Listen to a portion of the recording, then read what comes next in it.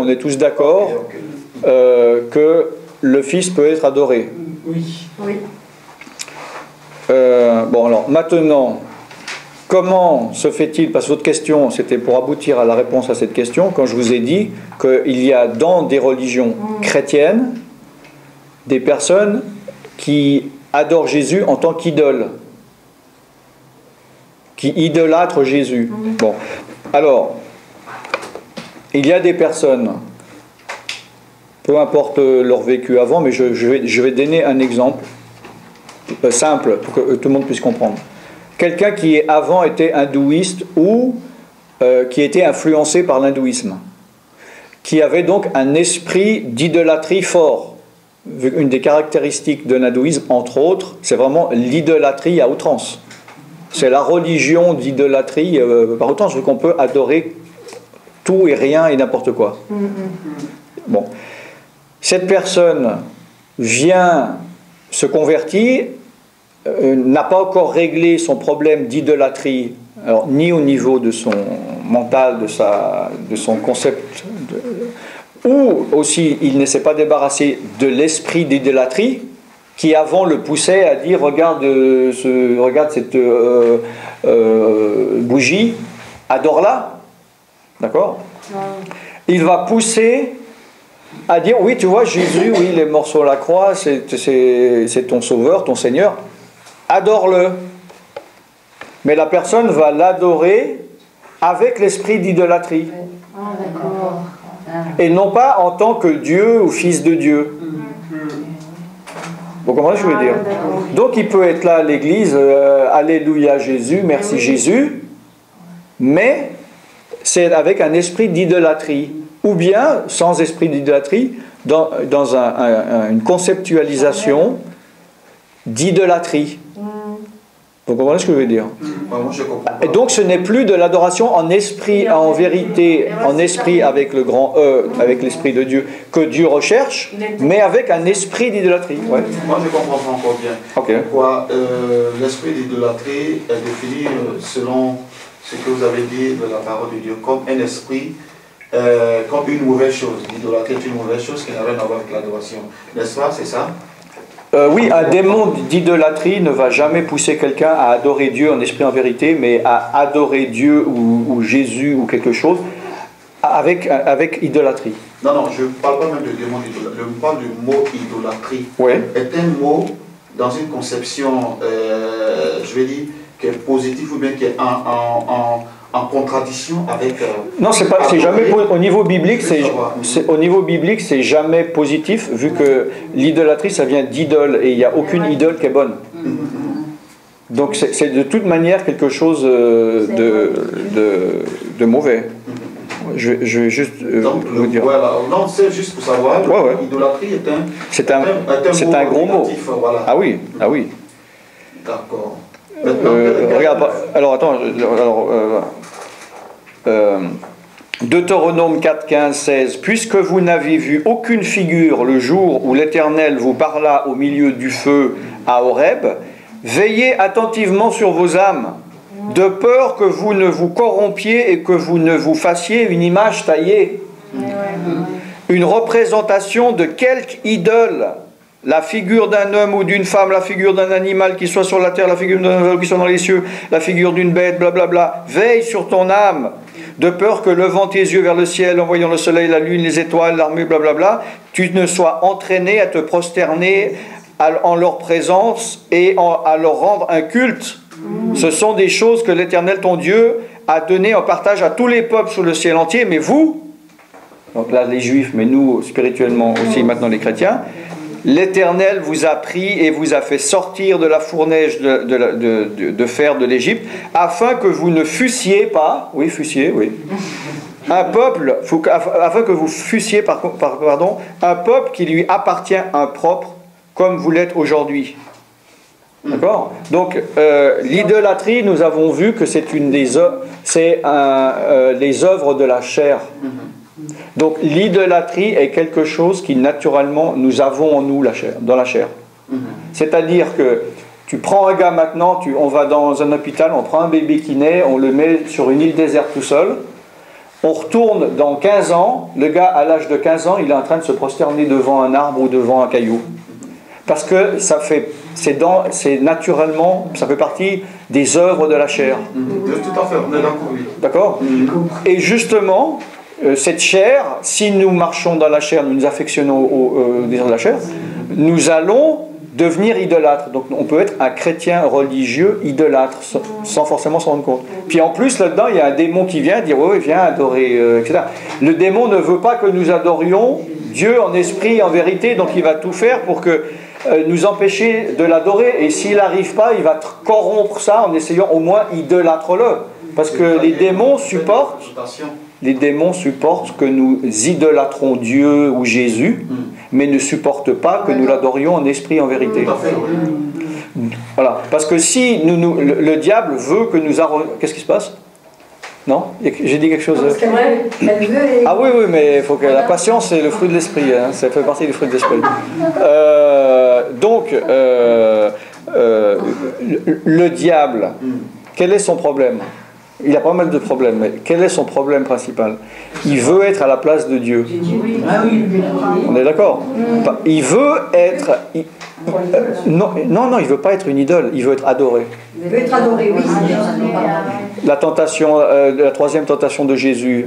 Ok, lâche tout, si tu m'adores et te prosternes devant toi, bon. Il veut être adoré et il ne supporte pas que nous adorions Dieu. Par contre, idolâtrer n'importe quoi, même Dieu ou Jésus, il s'en fout. Parce que l'idolâtrie, c'est la corruption de l'adoration. Tu comprends ce que je veux dire? Donc, les démons, quand on adore Dieu en esprit, en vérité, la gloire de Dieu, la présence de Dieu se manifeste, l'onction de Dieu se manifeste. Et quand il y a la présence de Dieu, les démons ne peuvent pas rester. Donc, pour se préserver, ils vont tout faire pour empêcher que les gens n'adorent pas Dieu en esprit, en vérité. Bon, excuse-moi. Ouais.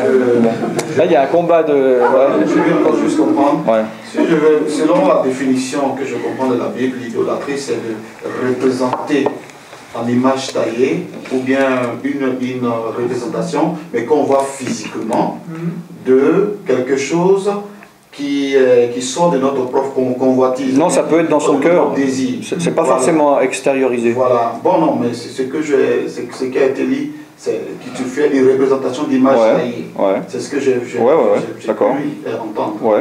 Donc, concernant adorer Dieu en esprit et en vérité, de toute façon, quand tu représentes Jésus avec une image, c'est déjà de l'idolâtrie. Exactement. C'est sûr. Ouais. Maintenant, dans la conception, dans sa conception, l'esprit, voilà, comment ça peut se faire que tu peux idolâtrer Jésus? C'est ce que je veux juste savoir. Ok, mais pour dire qu'il n'y a pas besoin que l'idolâtrie soit forcément une représentation physique ou conceptuelle, parce que Jésus, il a dit que c'est pas parce que tu commets l'adultère que c'est là où ça commence, c'est quand tu le conçois dans ton cœur.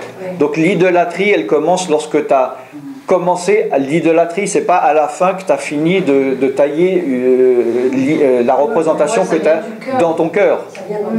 Donc l'idolâtrie, elle est dans le cœur, elle n'est pas dans la représentation extérieure. Mais non, je veux savoir, même qu'elle est dans le cœur, je veux savoir... Alors, comment est-ce qu'on peut idolâtrer Jésus? Moi, il me semble que j'ai répondu à cette question, mais alors je vais peut-être répéter ou développer. En intellectualisant Jésus et non en l'adorant en esprit, en vérité. En voyant Jésus avec notre... Donc on a dans notre chair de l'idolâtrie. On l'a vu là dans Galates ou pas? On l'a vu ou pas? Bien sûr, on a bon, alors, par la chair, je ne vais pas adorer Jésus ou Dieu, je vais idolâtrer Jésus ou Dieu. Une fausse adoration. D'accord? L'idolâtrie, c'est l'adoration de la chair. C'est pour ça que Jésus, il a dit, il n'a pas dit, il recherche des adorateurs. Parce que par la chair, on ne peut pas adorer. Par la chair, on idolâtre. Il a dit, je cherche des adorateurs en esprit et en vérité. Non, ça, Bon, ça, non, maintenant, les mots d'adoration, ça n'a rien à voir. On peut apprendre. On va dire, ok, je vais t'apprendre une phrase, gloire à Dieu, alléluia, voilà. tu es merveilleux. Ça, c'est super. Mais c'est pas que les mots. Il faut en esprit et en vérité. Et avec ces mots, je peux être dans l'idolâtrie parce que je suis dans la chair. Tout à fait. Ouais, bon, vas-y, j'ai pitié. Voilà, j'ai une petite question qui me taraude depuis quelques temps. Ouais, je pense pas qu'elle est si petite que ça. Mais, enfin, bon, vas-y quand même. Bon, par exemple, c'est vrai il faut se... Bon, on n'est plus tellement dans la délivrance, mais je sais pas si ça vous intéresse. bien sûr. J'ai l'impression que pour moi j'ai un problème. Ouais. Depuis quelques mois, je le perçois. Ouais. Comme j'ai vu la passion du Christ, j'ai des images de Jésus. Bon, je ne l'ai jamais vu comme je vous vois là. Mais c'est vrai, avec une image, comme on le représente dans les films, avec les cheveux longs. Ouais. Bon, ça, quelque part, j'ai l'impression qu'il faudrait que je me débarrasse de cette... C'est très facile. Mais j'y arrive pas. Tu sais faire comment? Non. Tu sais comment faire? Non. Tu veux savoir? J'ai coupé les cheveux. Si tu veux, je t'explique, c'est ça? Quand l'apôtre Jean dit qu'il l'a vu, et il a dit qu'il ne voyait pas son visage, qu'il avait Des flammes. Des flammes. Mais ben, tu peux... Faut que j'arrive à concrétiser cette image. Avec ça, je pense que tu peux voir que tu ne vois pas son visage. Non. Mais j'en C'est suis pas ça, consciente. Mais non, il faut... Mais Quand vous êtes prêt à m'écouter, je vous explique. Mais non, sinon, t'as toujours une image mentale en tous les cas. Voilà, on a cette image quand même. Enfin, je sais pas. Est-ce que je suis la seule à avoir cette représentation ou... Non. Bon, mais ça, c'est quoi ça alors? Il faut l'enlever, ça. C'est un... La taille va te dire. J'attends que ça se calme, la foule en délire se calme. Pardon. Il y a des choses qu'on doit réformer et qu'on peut réformer par soi-même et qu'on peut changer par soi-même, et il faut le faire. Puis il y a des choses qu'on ne peut pas faire. Ouais. Il faut demander ou laisser l'Esprit de Dieu le faire. D'accord. Parce qu'on peut demander et ne pas laisser faire, c'est autre chose. Bon. Donc, tu peux remettre ça entre les mains de Dieu. Bon, déjà, à chaque fois que tu peux avoir cette image, tu dis, je ne veux pas rentrer dans cette image. Mais demander à Dieu, justement, qu'il renouvelle ton intelligence, donc tes pensées, ta mémoire, pour enlever ce genre d'image que tu as dans la tête. Mais maintenant, c'est pas parce que tu peux pas oublier, faire comme si tu n'avais jamais vu ce film. Donc il ne s'agit pas que tout d'un coup je te dis, tu te rappelles de la tête du gars dans le film? Non, non, je suis même pas au courant que j'étais voir le film. Tu l'auras toujours en tête. C'est pas ça le problème. Mais il ne faut pas rentrer dans une idolâtrie où justement de se dire Jésus, t'es comme ça. Tu comprends ce que je veux dire? Et ça, tu peux demander à Dieu qui t'enlève ça de ton cœur. D'accord. Moi, j'avais vu un film comme ça, qui avait Jésus et tout ça. C'était vraiment... ça te donnait quelque chose au cœur. Et puis ça m'a resté pendant quelques temps. Mais j'ai demandé à Dieu de m'enlever ces images. Parce que ce n'était pas de Dieu. Et ça avait disparu. Ça a mis un moment. J'ai demandé à Dieu, je ne veux pas de ça. Et ça avait disparu. Oui. Peut-être un peu plus fort. Moi, je voulais demander comment on sait qu'on est idolâtre pour Jésus ou qu'on est en esprit, en vérité, ou en amour. Voilà. Comment on peut s'en Ça, dans le doute, ça peut être une chose de remettre ça entre les mains de Dieu, puis dire Seigneur, si jamais je suis idolâtre et que je ne me rends pas compte, montre-moi, ça m'intéresse, révèle-moi, et puis si je vois que c'est vraiment, je suis prêt à abandonner ça. Et Dieu révélera. Ce qu'il faut comprendre aussi par rapport donc à l'idolâtrie, au verset de la première alliance, c'est que ce sont, de la première alliance, toutes sont des choses prosaïques, concrètes. Mais ça correspond à des choses dans le niveau spirituel pour nous. Donc je prends un exemple, par exemple, si on regarde Deutéronome 16, 21. Tu ne fixeras aucune idole de bois à côté de l'autel que tu élèveras à l'Éternel ton Dieu. Alors ça, c'est concrètement un juif, il montait un autel en pierre, il y avait des vraies pierres et tout ça, et Dieu demandait de ne pas mettre une image, c'est la réalité. Mais ça, on sait que ça correspond spirituellement aussi à ça. Donc là, on peut le transposer pour nous, et que quand on est devant Dieu à adorer Dieu, il ne faut pas qu'on aille une autre idole aussi à côté de Dieu, adorer Dieu, puis adorer Marie aussi, ou voilà.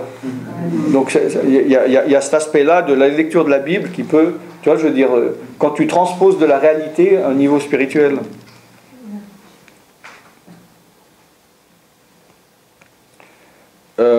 et puis, bon, on sait évidemment que le fameux verset... pardon. Mais vous disiez... Donc 1 Samuel 15, 23, la désobéissance est aussi coupable que la divination, et la résistance ne l'est pas moins que l'idolâtrie. D'accord? Donc l'idolâtrie, pour Dieu, c'est grave. Bon, je ne veux pas trop continuer là-dessus, parce que ce n'est pas le sujet, c'est intéressant, on pourrait faire une étude, mais je n'ai pas préparé le verset par rapport à ça. Mais... Oui, oui. Non, mais là, on a quand même bien avancé. Oui. Sur l'idolâtrie, est-ce qu'il y a des cas où justement, même quand on s'en rend compte, seul on n'arrive pas à s'en débarrasser, même dans son état de Dieu, est-ce que c'est possible? Alors, si c'est principalement charnel, ça veut dire c'est une habitude que tu étais éduqué à être idolâtre, puis pendant 20 ans tu as idolâtré quiconque. Ça fait partie de la réforme de l'âme, de crucifier la chair et de laisser renouveler pour justement te transformer, te réformer. Maintenant, si là-dessus, et normalement il y a un démon ou des démons qui sont venus à dire ouais super, l'idolâtrie c'est super, vas-y continue, tiens une autre idole, etc. Après tu dois être délivré de cet esprit d'idolâtrie. Et cet esprit d'idolâtrie, selon sa force ou sa puissance ou son enracinement, tu peux t'en débarrasser toi-même par l'autodélivrance, le combat, puis s'il est trop gros, tu as besoin que quelqu'un le chasse pour toi.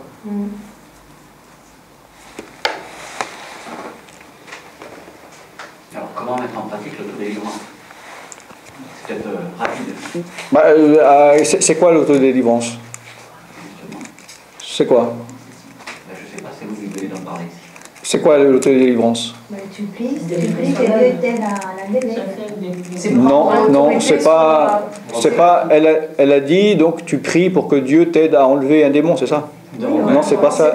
C'est pas ça. Non, c'est prendre autorité. Prendre autorité sur soi, sur les choses qu'on a perçues et les chasser de nous-mêmes. Il faut les chasser nous-mêmes. De les voir et les reconnaître. De les voir et les reconnaître. Avec l'autorité que Dieu t'a donnée. Voilà, alors c'est plus ça en effet, il ne faut pas demander à Dieu qu'il les chasse pour nous. Nous avons reçu l'autorité. Dans Marc 16, il est dit, vous chasserez les démons. Il n'est pas dit, je vous ai donné l'autorité de demander à Dieu qu'il les vienne les chasser pour vous. On a reçu l'autorité pour marcher sur toute la puissance de l'ennemi, sur les scorpions et les serpents. Donc nous devons nous-mêmes les chasser. C'est vrai qu'il y a certaines dénominations protestantes qui disent faire de la délivrance, qui n'en est pas vrai. Et la prière, c'est justement, oh Dieu, délivre-le, chasse le démon, Seigneur, au nom de Jésus. Et on dit, voilà, on a chassé les démons, on est biblique, on fait de la délivrance, t'es délivré, lâche-nous les baskets. Mais il n'a rien chassé, le gars. Si Dieu avait décidé de faire comme ça, il faudrait le faire comme ça. Si Dieu avait dit, vous n'avez aucune autorité, par contre, en acceptant Jésus-Christ comme votre Sauveur et Seigneur, ça vous a donné le droit de demander à Dieu, à ceux qui viennent chasser les démons, ou qu'il envoie des anges, ou tout ça, c'est ça qu'il faudrait faire. Mais c'est pas ça qu'il a dit. Il a dit, je vous ai donné l'autorité à vous de chasser les démons. Voilà. C'est comme la prière. Il n'a pas dit, on prie en disant, oh Dieu, s'il te plaît, toi, guéris-le quand tu le voudras, etc. Non, on prie pour la maladie. Mais il y a des dénominations très connues qui parlent comme ça, qui disent, non, moi j'ai accepté Jésus, c'est ce que je dis. Et je suis délivré de tous mes péchés. Alors j'ai dit à la personne, pourquoi dans les églises, il y a tant de personnes qui sont malades de la tête, qui ont beaucoup de problèmes. Elle ne savait pas quoi me répondre. J'ai dit, tu vois bien qu'il y a un problème. Et ils ne débordent pas. Non. Et puis quand tu leur poses cette question, c'est voulu, c'est comme l'apôtre Paul, il avait des chars. Voilà. Bon, est-ce que l'autodélivrance, c'est plus clair ou pas? Oui. Alors c'était quoi la question après? Parce que tu as posé une question, je t'ai dit d'abord, il faut définir l'autodélivrance. Oui, la question c'était comment s'autodélivrer, mais par rapport à la réponse que... Ok. qui a été fourni. Le taux de délivrance, il faut d'abord connaître son identité en Christ. Comme tu l'as expliqué tout à l'heure, savoir que tu as l'autorité, et puis il y a les âmes spirituelles dont l'apôtre Paul nous parle aussi, et tout ça, qui s'en servent. Mais ça ne doit pas Et être. on en avait déjà Suivant le parlé démon, ça ne doit pas être d'autodélivrance. aussi évident que ça. Ben, moi, c'est. Non, en effet. Et il y en a justement que Hein? dans l'autodélivrance, oui, on a déjà parlé, dans On en a l'autodélivrance. parlé, nous, moi j'en ai Oui, parlé oui. avec eux. J'en ai parlé avec Ah, mais eux. il était pas là peut-être. Ah non. Alors, ben, écoute, on le fera. Hein. Je vous montrerai comment ça se passe, comme ça. Donc, comme tout problème, il y a des démons qui partent facilement, et il y en a des autres plus difficilement, il y en a des autres très difficilement. Ouais, voilà. Ça dépend de qui est ce démon, depuis quand, pourquoi il est là, quel droit il a, quel droit on lui a laissé. Ça dépend de beaucoup de choses.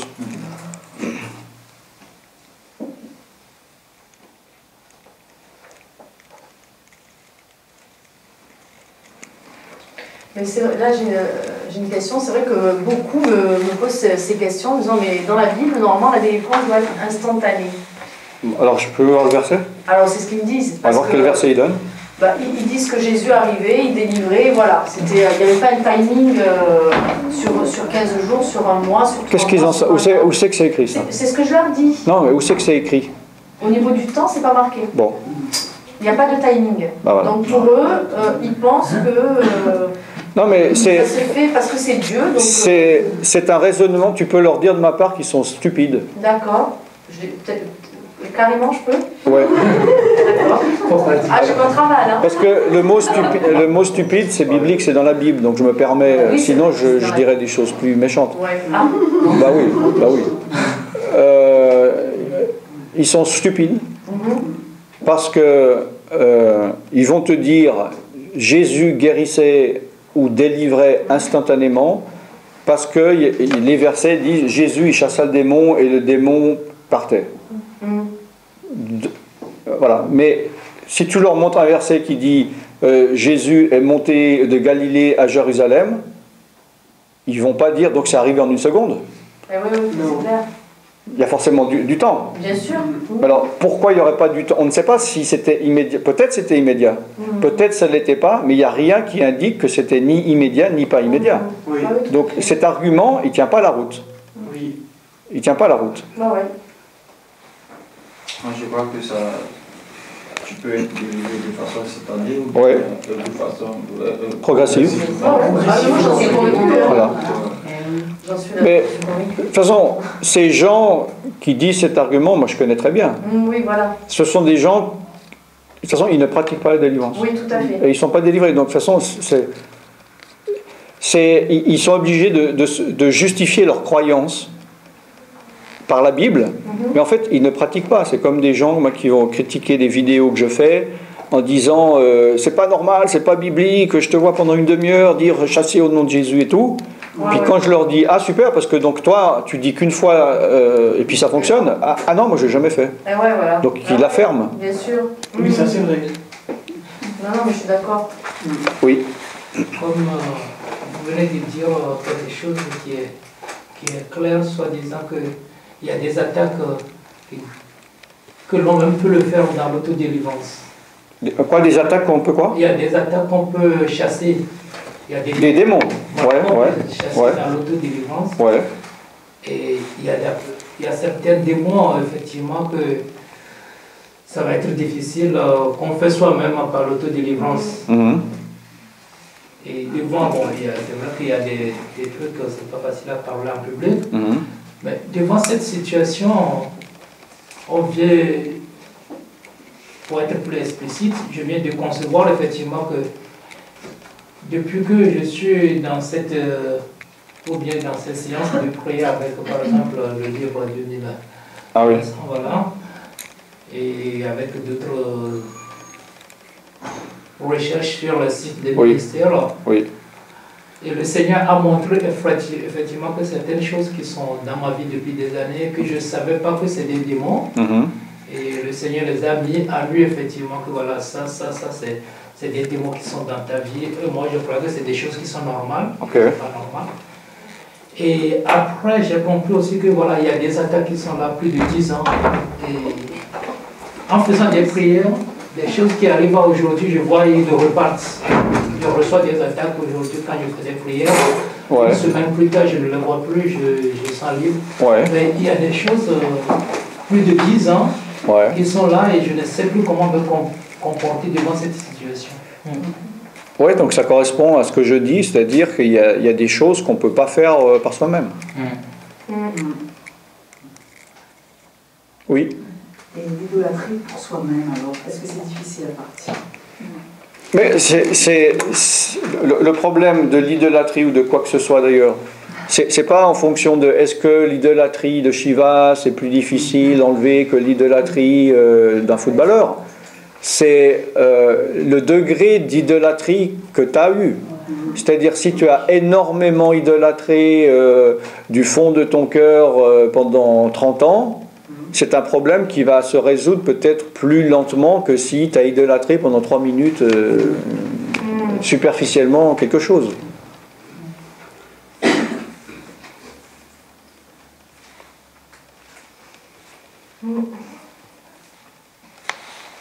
On peut aussi idolâtrer ses parents. Moi, je vais simplifier. Je ne pense pas qu'il y a rien qu'on ne puisse pas idolâtrer. Non, mais vous savez pourquoi je vous dis ça? Parce que le week-end dernier, il m'est arrivé un truc. C'est avec mon père. Et je suis en train de réfléchir si j'ai pas eu une délivrance sur l'idolâtrie de mon père. Ok. Parce que j'ai eu un truc de fou qui s'est passé le week-end dernier. Comme une délivrance où je faisais curler et tout ça. Et j'avais l'image de mon père qui revenait. Et j'ai pas su pourquoi. Je me suis dit peut-être que c'est le deuil, mais moi ça fait quand même 10 ans que j'ai perdu mon père, donc je pensais que le deuil était fait.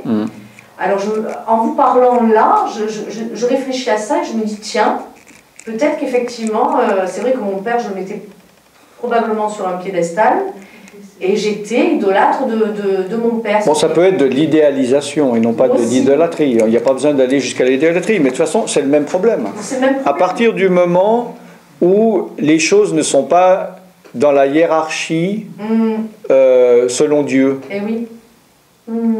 Voilà, c'est-à-dire que dans la position que Dieu a placée, c'est-à-dire que sa femme ou son mari ou son père ou sa mère ou peu importe, doit être à ce niveau-là, et puis qu'on lit, même par idéalisation, elle est en dessus.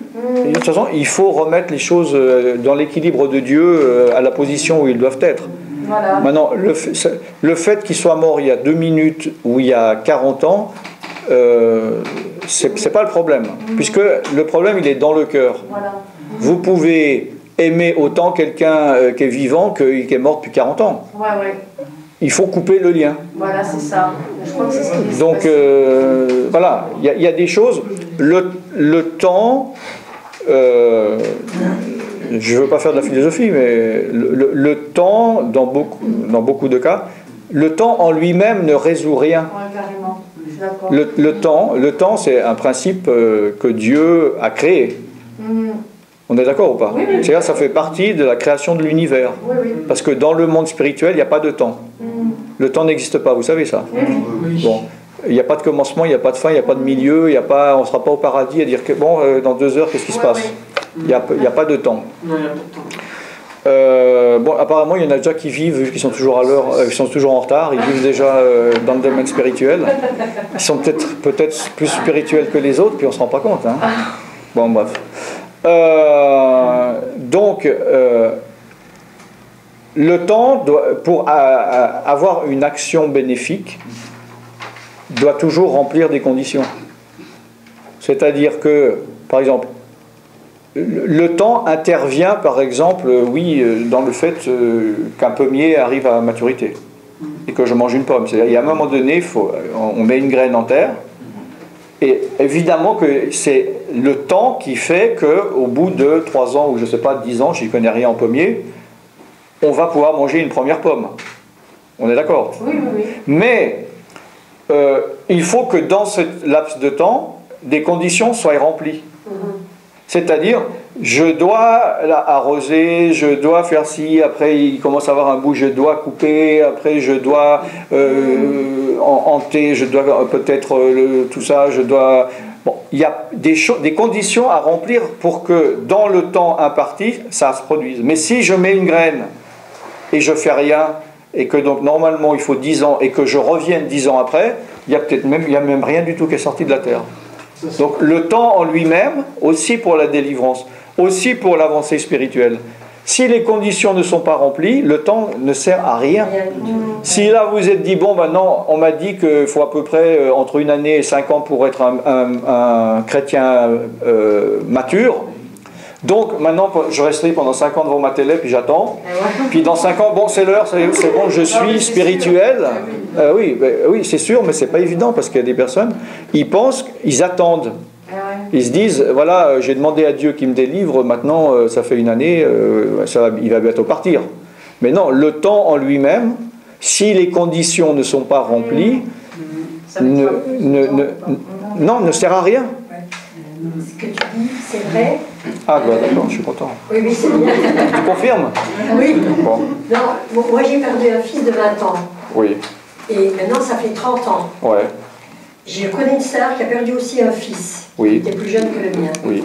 Et elle, quand elle en parle, oui, au c'est bout comme de si tant d'années, elle pleure. Ouais, c'est comme s'il y a 2 minutes. Et voilà. Ouais. Et moi, je sais que mon fils, au départ, ça a été terrible. Je n'étais même pas chrétienne. Mais en devenant chrétienne, toutes ces choses-là, bien sûr, c'est mon fils, je l'aimais. Oui, bien sûr. Et là, je vois, par exemple, que quand il faut que j'aille à Toussaint au cimetière, c'est vraiment pénible pour moi parce que j'ai remarqué que si je vais au cimetière, je n'y vais jamais seule. T'es catholique, toi?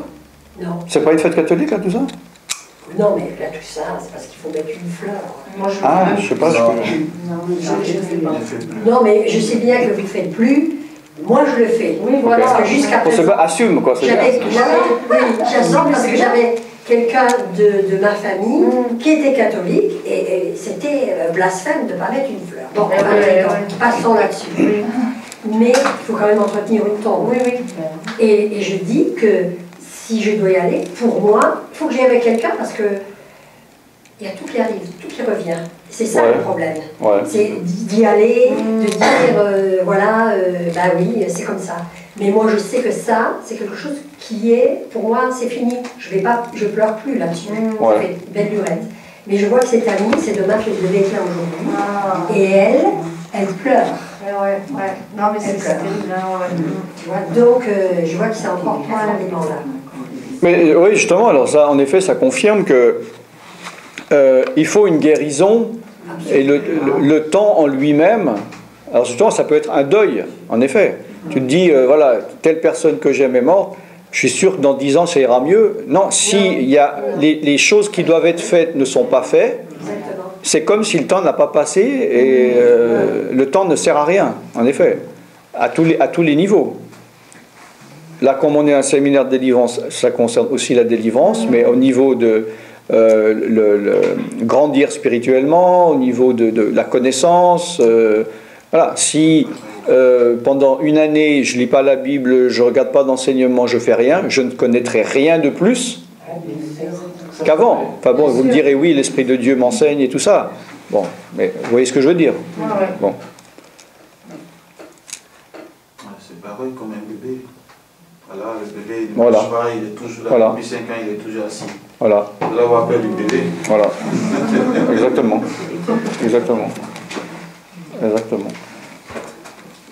Bon, on va faire encore 1 ou 2 questions, je vois que c'est déjà moins quart. Ouais, t'en as marre? Non. Je l'ai dit. Non, mais ça a l'air de se sortir du cœur, genre, oui, il y en a marre, ça suffit maintenant. Oui, parce qu'il est bientôt. Voilà.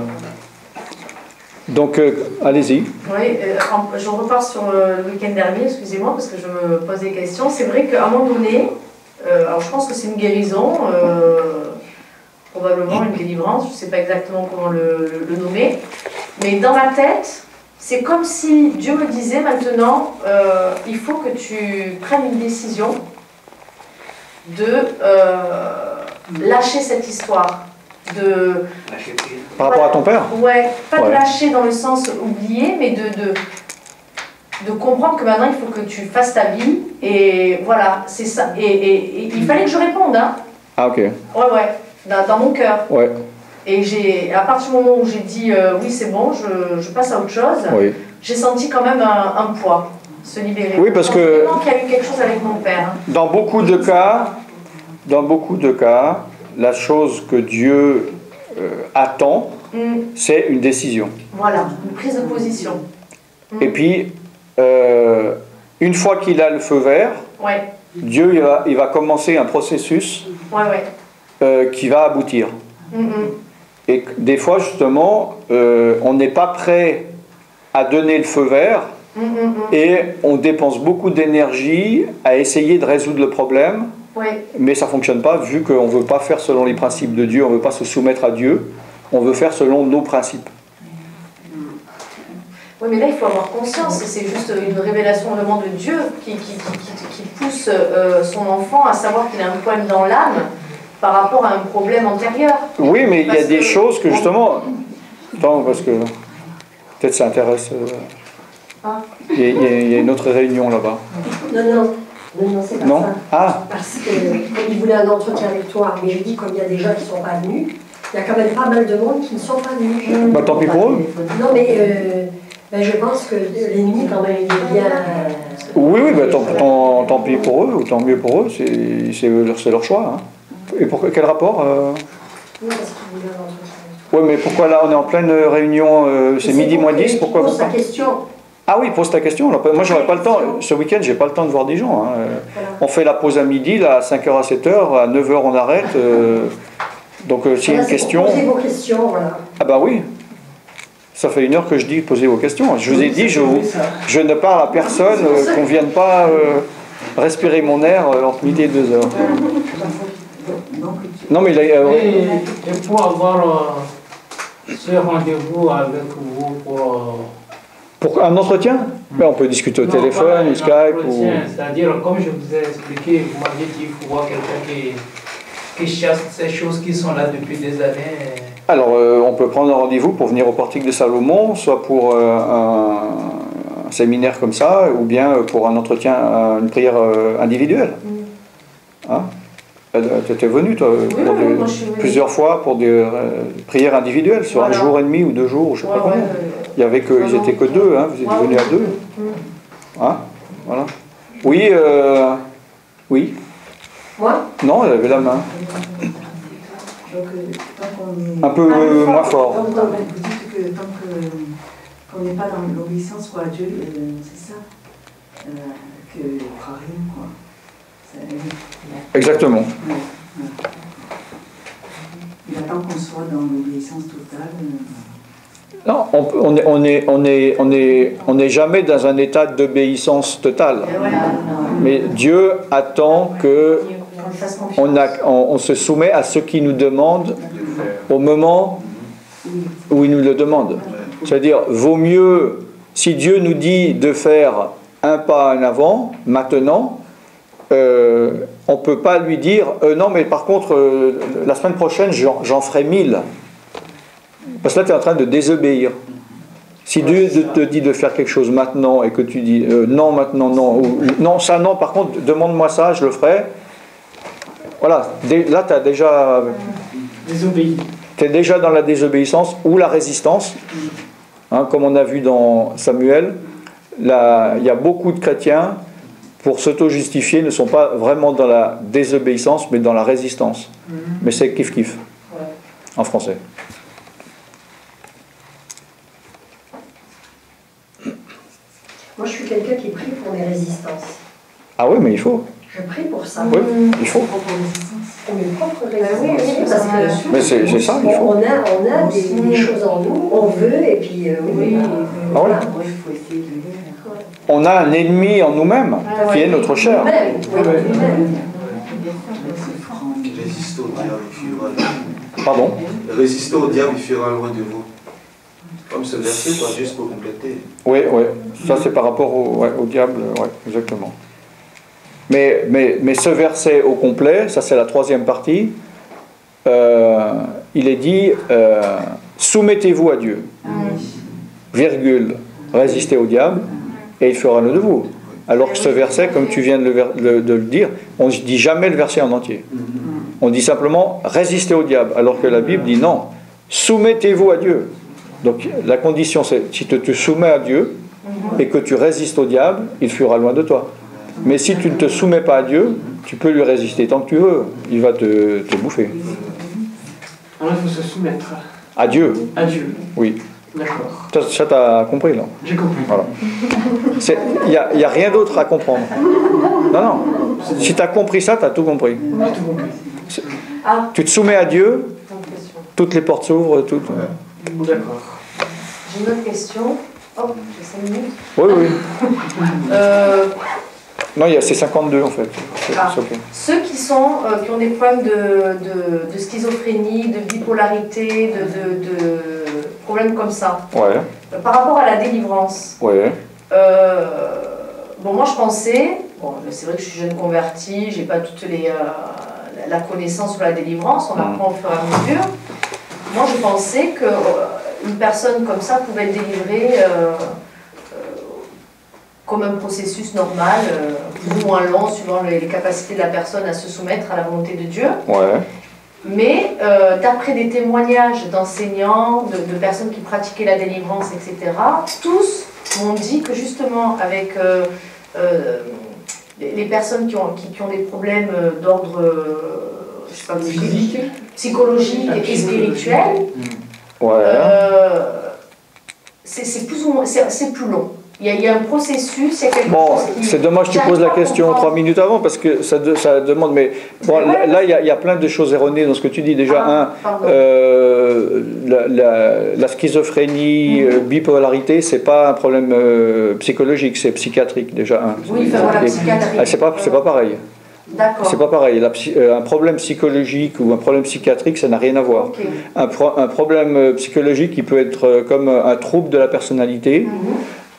C'est pas forcément physiologique, c'est pas psychiatrique, c'est-à-dire c'est pas un problème neuronal cérébral. D'accord. Tandis qu'une schizophrénie ou bipolarité peut être un problème cérébral, voilà. C'est-à-dire un déséquilibre c'est une maladie, chimique ou physique. Voilà, c'est considéré que c'est organique. Voilà, c'est organique.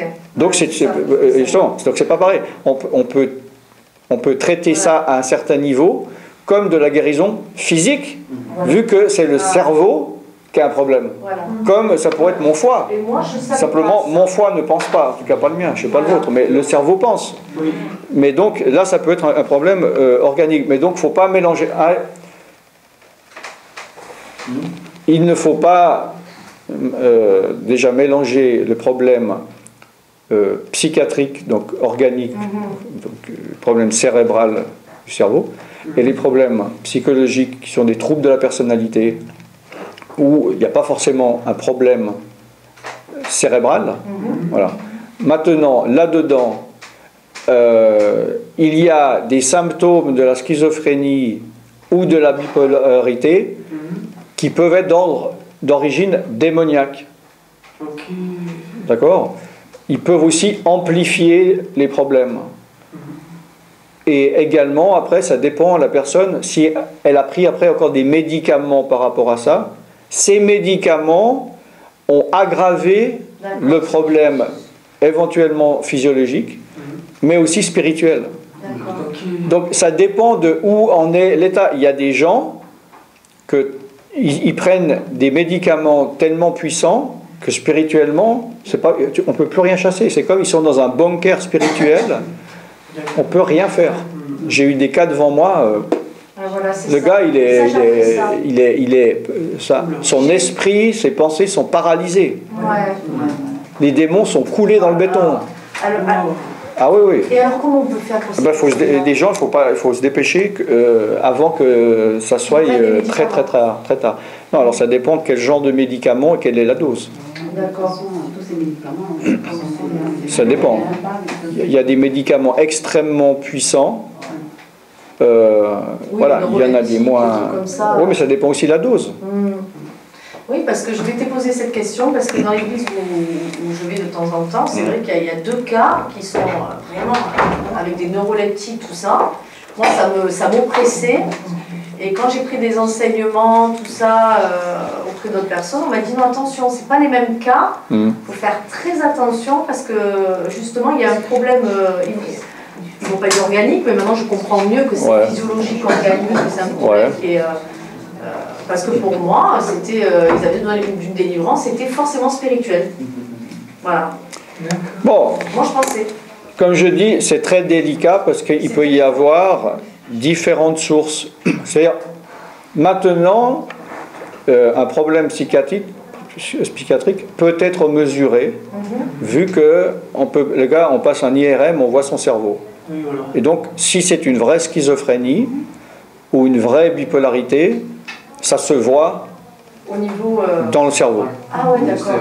Parce que telle maladie psychiatrique, cérébrale, fait que les personnes vont utiliser une partie du cerveau que les autres n'utilisent pas et qu'il y a une partie du cerveau que les autres n'utilisent pas. Parce que le cerveau, il est fait comme le corps, que quand il y a quelque chose qui ne fonctionne pas, il y a toujours une autre partie, il va compenser avec une autre partie. D'accord ? C'est comme, voilà, le gars, il est aveugle, et puis en touchant, il peut sentir des choses que nous, on ne sent pas parce qu'on n'en a pas besoin. On n'a pas besoin de développer un autre sens. Bon, bref. Donc maintenant, ça se mesure. Avant, c'était moins clair. Donc, déjà, on peut définir si réellement ou à quel point il y a un problème cérébral ou pas. Mais maintenant, il peut y avoir, comme j'ai dit, des démons qui vont amplifier le problème, des choses qui vont éventuellement pas se voir, comme un problème physiologique. Il y a des gens, ils ont tous les symptômes d'une maladie qui existe ou d'une douleur qui existe. La douleur est vraie, mais quand ils passent au rayon X, au scanner, les médecins ne voient rien. Alors, ils vont donner quand même un médicament parce qu'ils voient que la personne est de bonne foi, mais il y a plein de choses que la médecine ou que les appareils ne peuvent pas voir.